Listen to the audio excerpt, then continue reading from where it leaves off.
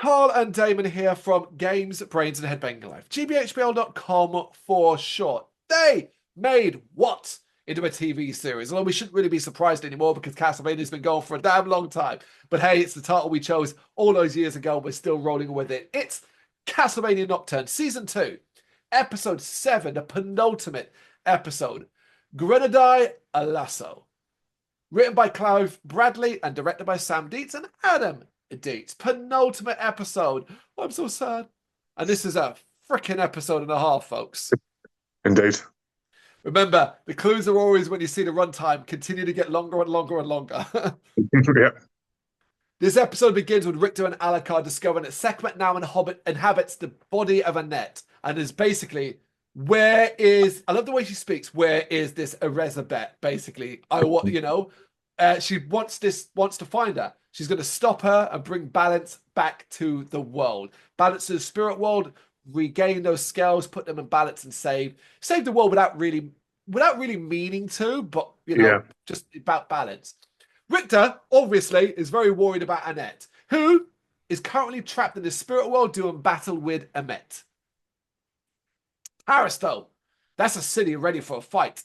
Now, I love how quickly kind of Paris, but then I realized it's the middle of the French Revolution. War, battle, it's what they will be doing. It's what they'll be used to. This is just, I love the fact that they almost see, I guess, Elizabeth and what's coming their way in a more practical terms. It's just another fucking foreign invader to take down. Yep, exactly. The constant building of the barricades. Yep. Yeah, and it's not like it's going to keep happening we are decades away from it, but Nazism is on the cards as well for France in the future and so on. Yep. But yeah, it's good that they're ready because the Elizabeth and our vampire/Nightcrawler army are marching on the city. Oh, we get one of my favorite Edward songs here. Yep. Guys, right. You have the original Nocturne soundtrack is online. You can find the original Nocturne soundtrack on Spotify and Apple and all of that kind of thing. Get season 2 up. I love season 1, but I want the songs of season 2 up, please. I want to hear that shit while I'm driving. I want to be driving through the Blackwall Tunnel and having Edward sing my way through it. Do you know what I mean? Yep. It is a powerful piece. And I will admit, the way they framed this, those poor French people seeing Elizabeth bearing down on them, I'd be like, yeah, all right, guys, look, good luck with that revolution. Spain's over there. Gonna pop over and see what's going on over there. You have fun though, because I'd be shit myself. 100%. Humans against vampires, even being led by Alucard, it's not a fair fight. I love that it's not a fair fight. Like, it collapses so fucking quickly. I mean, I was looking at where Alucard's standing on the bridge facing her. I thought, she's going to destroy you. I know you're powerful, but my God, she is powerful. Yeah, I just love that it's no match. But what helps, at least kind of even the odds momentarily, is that the night creatures loyal to Edward now finally rise up. Basically, Edward's song cuts through to the female captain, the sexy captain, and we see her, she holds her fist up and Viva la Revolution. And we see it flash back to when she was a commander. And obviously the night creatures are already loyal to Edouard, the ones that have regained the humanity. They're part of this, and the ones that are loyal to her in life. Like, this was always going to fucking happen. And you know who's to blame for this more than anything else? Isaac! Mm-hmm. He asked questions way back when about night creatures and retaining humanity, the soul. He started a ball rolling, arguably. I know it doesn't apply to all, and I know it's a desperate link, but that's what I got. I was like, you created this, and I wonder about the future of this now. Like, whatever Castlevania might come after these events, I do wonder how night creatures we approach, because clearly the soul thing is a problem, a big fucking problem. Well, again, I remember we talked about it ages ago, but the episode where Isaac sits down and talks with the eye creature was arguably one of the best episodes. It was just a talking episode, and it was so deep it was. Yeah, we go back and watch our original reviews of the original Castlevania. Big up our man, Isaac. What a legend. Mm-hmm. The fight becomes a street-to-street battle. Different pockets, blood and chaos all around. It's brief, and I guess you need to be more invested than it was, but there was a sad moment when a specific night creature is killed. It's Jacques. Remember Jacques? The revolutionary that was killed at the very start of Nocturne and turned into a night creature? Because it's him. And I thought it was a really good way of doing it because his mask shatters, revealing his beautiful face because he was a beautiful man. And it's like, oh, poor Jacques. Yep, indeed. Drolta spies Alucard and cuts him off. They've got to resume the fight. Meanwhile, Richter and Annette find Sekhmet. And it's a big one. The big fight of the show. I am going to do my best to try and sum this up because it is non-stop action in very different ways. So, we begin first with Sekhmet, the one that's possessing Sekhmet's soul. So I'm going to stop calling it Sekhmet. I'm just going to refer to her as Annette because it's in Annette's body. Annette tries to absorb her 2 other souls out of Elizabeth. And it is good. She's kind of like, the way it's done with that shadow almost pulling her out, it kind of, I mean, if you want to use a reference point, think Harry Potter and the Dementors, the way they pull that, like they're trying to pull the soul out. You know what I'm talking about? Yeah, that's what it reminded me a little of. Yeah. But simply put, she's not strong enough to do it. And this is mirrored by our Annette in the spirit world struggling with her fight against Amit. The battle for Paris is growing now as Maria, Just, and Mizrak arrive to help Richter in the fight against Elizabeth. Look, there are times where I'm just going to forgive it. Yeah, it's all very convenient that they arrive at this specific time. But you know what? We're doing a video game TV show, and they're all here, and we're going to get to see some cool-ass shit with our characters. I'm happy with it. I mean, they left at the exact same time as Riverbriff, so they all arrived at the same time. I presume it's probably been a whole day or a day or two. Well, it's not too far. It's that simply bad. It's not too far from Paris. That's the thing. It's not like it's on the other side of the country, so it's not actually that difficult. It is forgivable. It just, when we talk about convenient timing, it's really convenient timing. Yeah. And it really is short, but everyone knows what they must do. It's stop this damn vampire messiah, who now has, because it's a bigger battle, a ton of vampire followers who arrive to protect her. Cue that Castlevania music, that video game music that we're also familiar with. And God, there's so many great moments, but I'm going to pull some out. The sight of Richter and Just fighting together warms my Belmont-loving heart. I'm glad Just gets so much more to do here. Indeed. Still, they simply can't put her down, and Annette can't absorb the soul.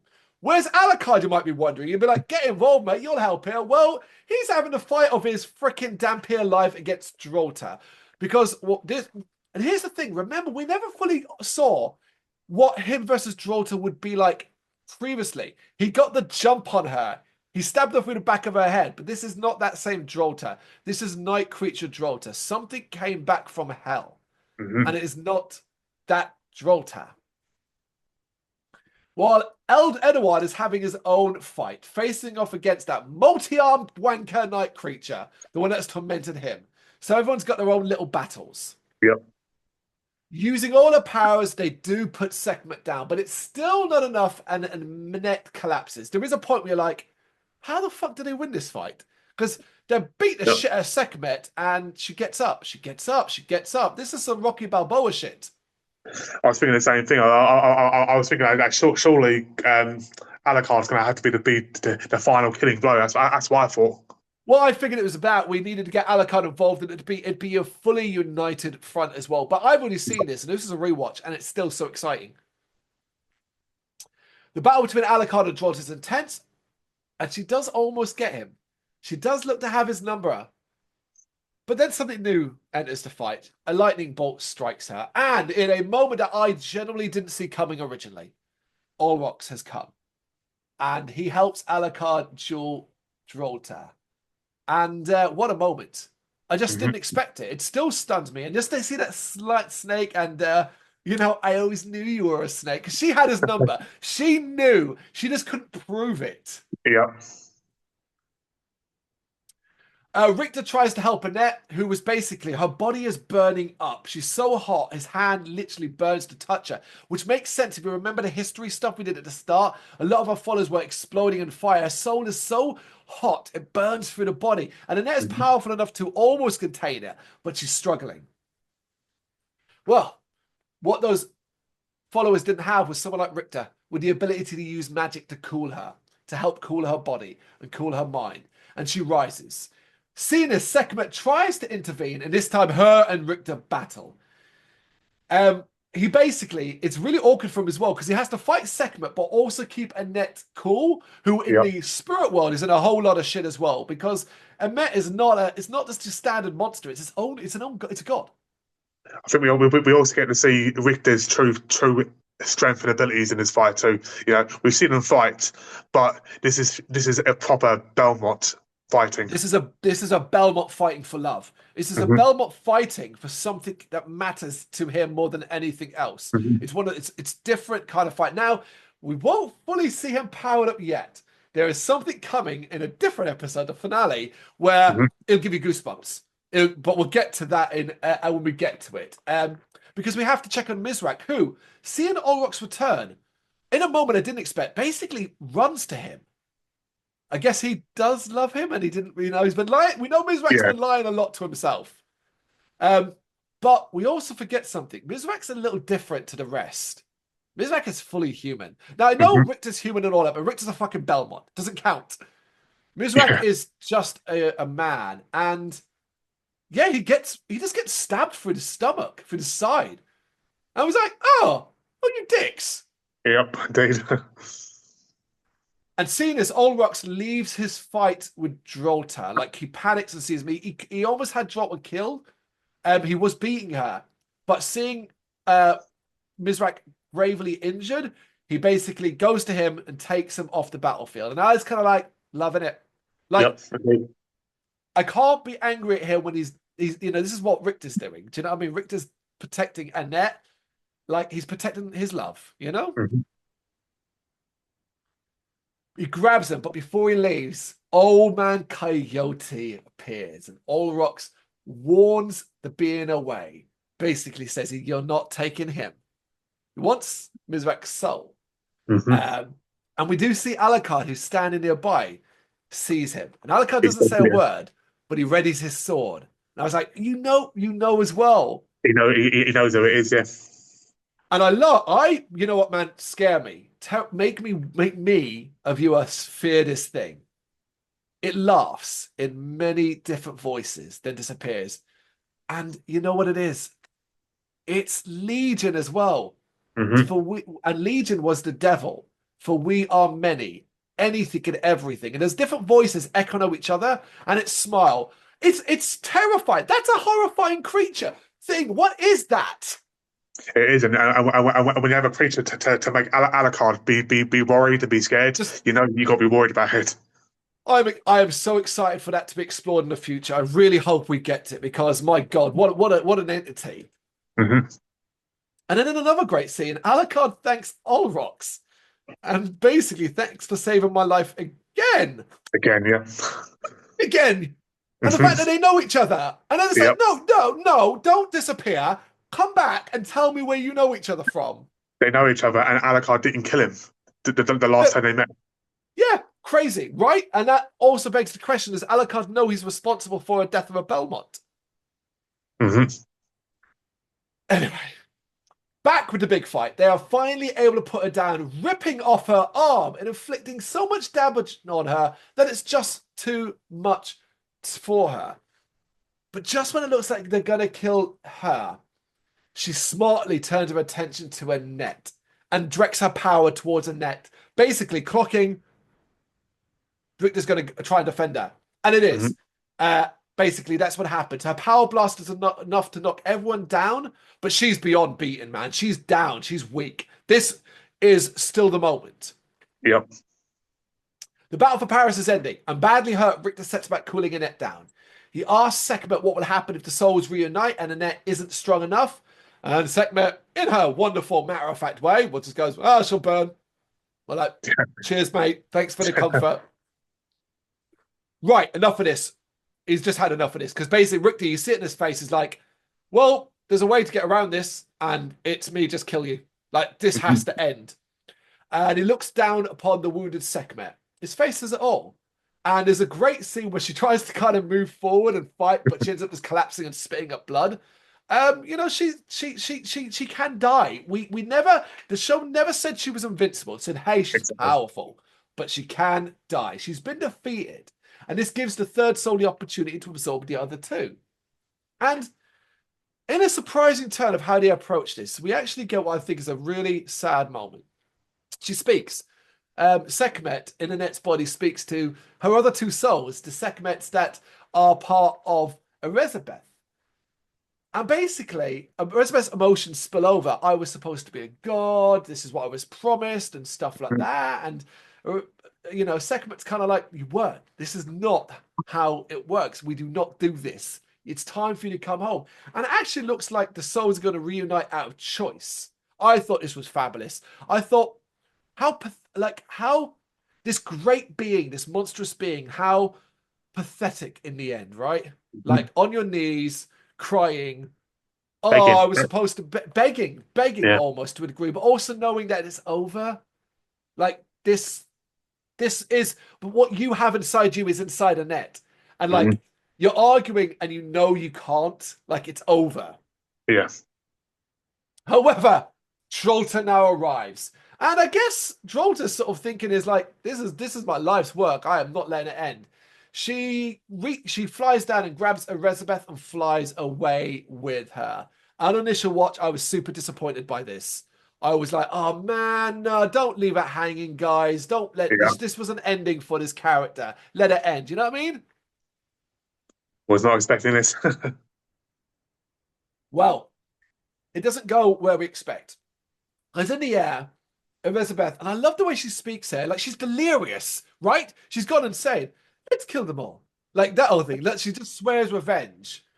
But Drolta has a different point of view because Elizabeth's like, bring me down. And Drolta doesn't. And she's kind of like, hey, obey me. And Drolta's kind of like, nah, bruv, you aren't worthy. It turns out I was wrong. You are not worthy. And seemingly, I think this is what was always going to happen from the moment she went into the machine. Yep. The idea that vampires don't have a soul doesn't fly anymore. It's where probably everybody has gone wrong for so long. Can think, because if that was the case, how does Ulrox love? How does Terra care for her daughter? There's something that is retained. It may be hidden. It may be almost non-existent in some, but some part of humanity is retained within a vampire.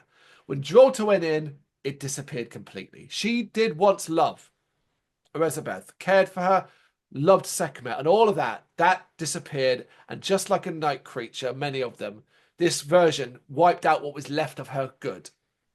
That's it. That's what I think happened. That is a TV show which I love called Vampire Diaries, but they call it the humanity switch. When it's on, you love. When it's off, you are the worst kind of vampire, the killer, the drink everything. So I also think there's more here as well. I think Drolta was in hell. I think there's more to be told there. But basically, long story short, Drolta now deems Elizabeth unworthy to be Sekhmet and bites her, drinks her blood, and effectively absorbs Sekhmet's two souls. This kills Elizabeth and transforms Drolta into, well, if we're talking video games, the ultimate final form of a Castlevania boss. Yep.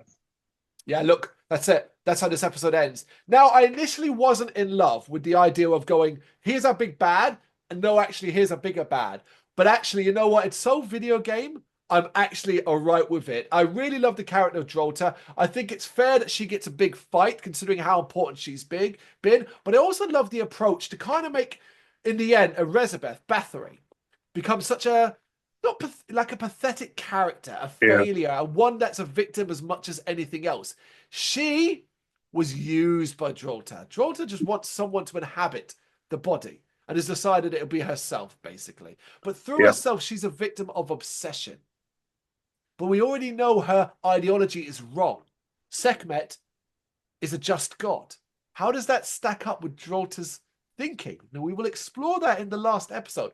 But for the fight alone, for the Sekhmet fight, the Elizabeth fight, this episode is simply spectacular. I love it. Yeah, I mean the animation of this fight is fantastic, but like you said, the whole it's got the video game aspect. The fact that it's like the Final Fantasy IX. You know, you defeat Kuja, and suddenly he turned into the ultimate weapon geezer, and you're like, seriously, I've just used all my HP defeating this guy. Now I've got to fight this one. You know, so Yeah. it's typical video game moments.